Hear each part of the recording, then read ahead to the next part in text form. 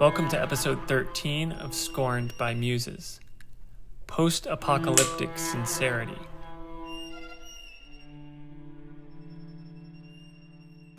So I went to go see some art a couple of weeks ago, and I ran into a friend of mine, and she gave me this amazing phrase, which I think perfectly encapsulates a certain trend that we're seeing right now in art.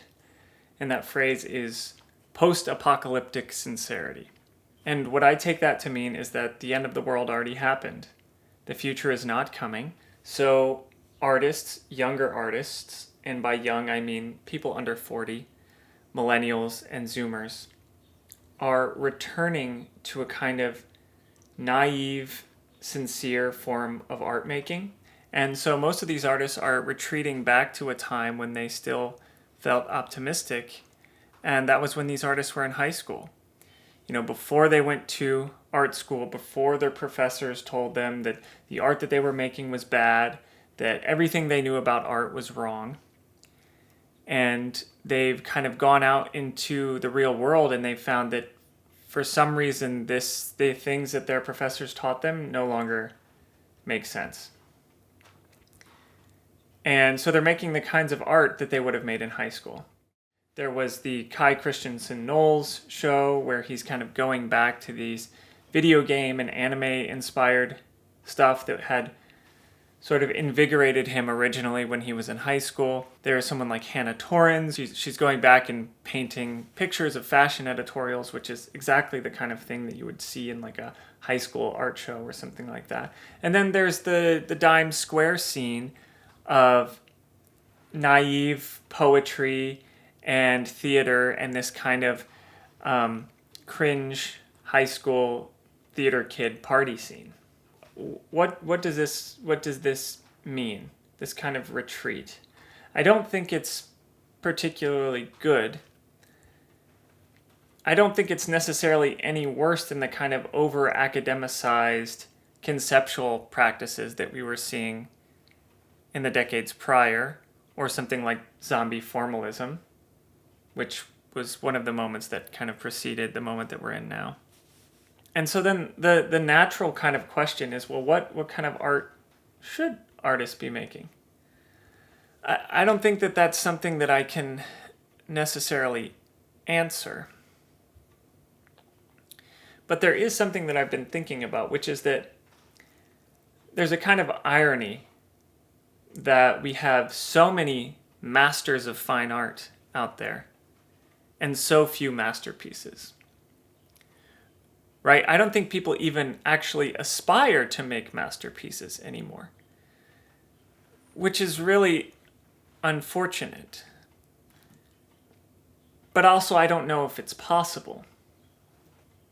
That doesn't mean that artists shouldn't try. I mean, I think that we as artists should aspire to make art which can stand up with the greatest achievements that humanity has ever produced.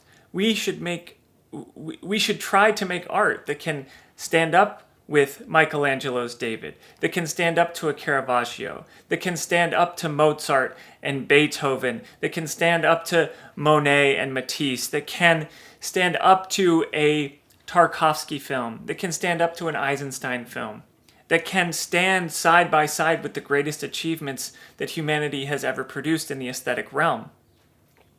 I don't think that there are very many artists doing that today, and I don't think that there are very, very many artists who even imagine such a thing to be possible. And they might be right. It's a very difficult time to make art. I mean, it's actually an easy time to become an artist. I think that you can kind of just churn out whatever libidinally charged kind of teenage stirrings might be within you, and you can objectify that, and that might be enough to get you some attention and maybe even a career. But I think it's a difficult time to make great art. And in my own moments of grandiose self-delusion, I imagine that if I lived in a time in which it were possible to make great art, that I would have been a great artist. And yet I'm kind of reduced to complaining about art on the internet, because that's the only thing that feels like it has some kind of purchase, that feels like it's able to break through in some way.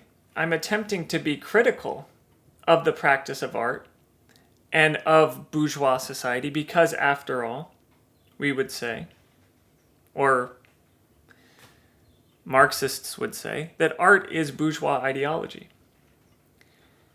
And yet it's this kind of, there's a tension there between a practice bound up with bourgeois ideology that nonetheless, in its best efforts, must imagine something that can escape bourgeois ideology. And then modernism reckoned with this pretty straightforwardly. And that's not to say that I'm advocating for a kind of neo-modernism. I think that's what a lot of people assume that I want. I don't think that modernism was necessarily a good thing. Modernism was a symptom of a crisis within society, and that modernism only existed because society failed to transform itself. That modernism was the kind of neurotic symptom of a society in crisis.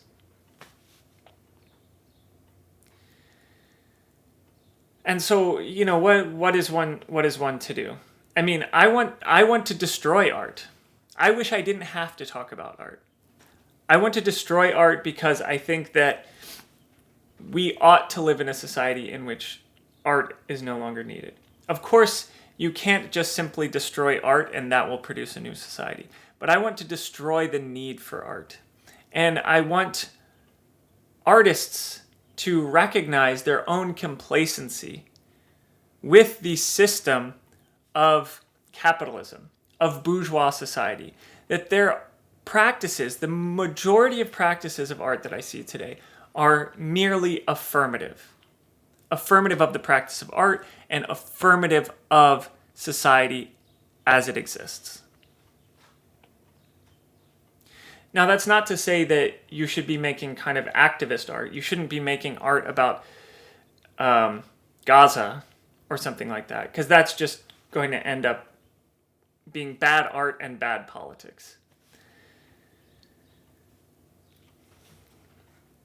So ultimately, I don't know what to do. And like I said, that has left me just sort of reduced to complaining about art on the internet. And that's where this whole thing Scorned by Muses came from.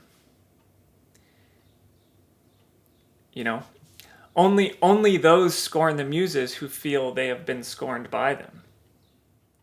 So I feel I've been scorned by the Muses. That it seems impossible to make art today. It seems impossible to make great art today. And if you're not aspiring to make great art, if you're not aspiring to make the kinds of art I was talking about earlier, that can stand up with the greatest achievements that humanity has ever produced, then it doesn't feel worth doing, honestly. And it seems like that kind of art is closed off from us. So I scorn the Muses back, right? I have been scorned by the Muses, so I scorn them back. And maybe that's the best I can hope to do. I don't know. Let me know what you guys think.